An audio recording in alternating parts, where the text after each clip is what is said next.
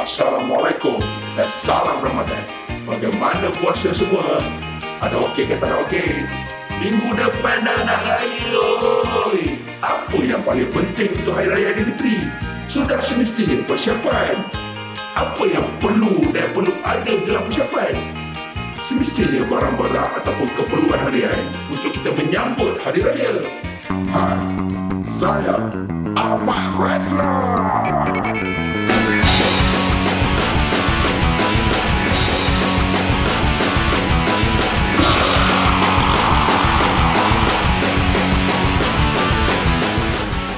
Minggu depan, 17 Julai 2015, umat Islam seluruh dunia akan menyambut Hari Raya Aidilfitri.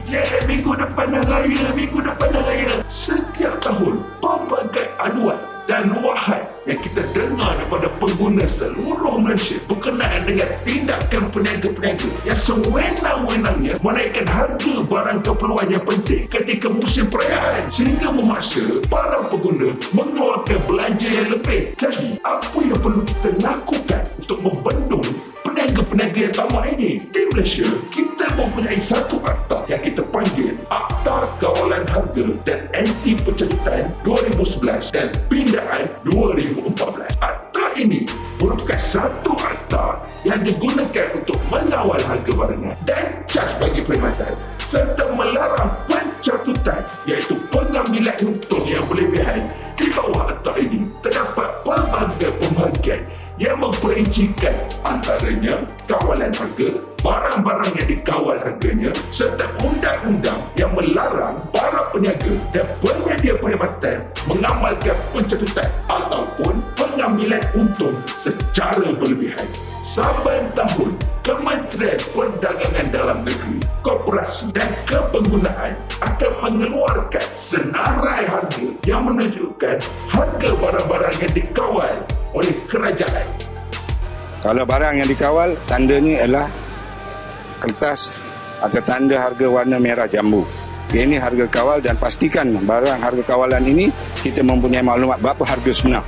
Jangan kita hanya membeli, selepas itu kita bising sana dan bising sini dan sebagainya. Namun begitu, masih terdapat ramai peniaga yang sewenang-wenangnya mengenakan harga yang lebih tinggi daripada apa yang telah patutnya mereka kenakan. Ini menyebabkan para pengguna berasa tertipu kerana mereka menjadikan panduan harga barangan kawalan yang dikeluarkan oleh KPDNKK ini sebagai panduan untuk mereka membeli barang-barang keperluan perayaan.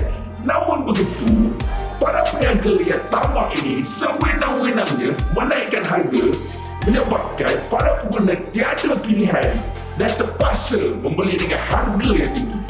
Kementerian Perdagangan Dalam Negeri, Koperasi dan Kepenggunaan sepatutnya memperkasakan akta ini dan menguatkuasakannya untuk skala yang lebih besar. Kerana akta ini sememangnya apabila dikuatkuasakan dengan betul akan dapat menguntungkan para pengguna dan rakyat di negara ini.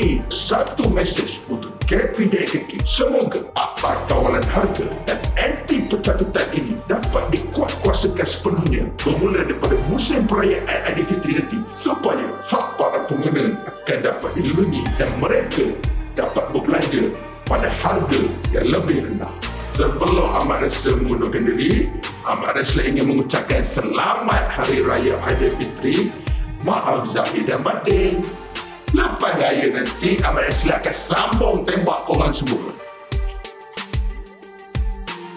Balik kampung lah, kita makan rendang, main bunga api.